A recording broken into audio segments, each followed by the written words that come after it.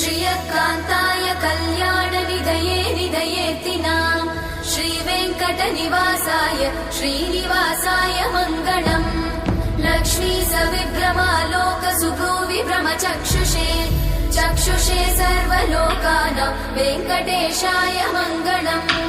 श्रीवेङ्कटाद्रिशृङ्गाग्रमङ्गलाभरणाङ्ग्रये मङ्गलानां निवासाय श्रीनिवासाय मङ्गलम् सर्वावयव सौन्दर्य सम्पदा सर्वचेतसां सदा सम्मोहनायास्तु वेङ्कटेशाय मङ्गलम् नित्याय निरवध्याय सत्यानन्दचिदात्मने सर्वान्तरात्मने श्रीमद् वेङ्कटेशाय मङ्गलम् स्वतः सर्वविदे सर्वशक्तये सर्वशेषिने सुलभाय सुशीलाय वेङ्कटेशाय मङ्गलम्।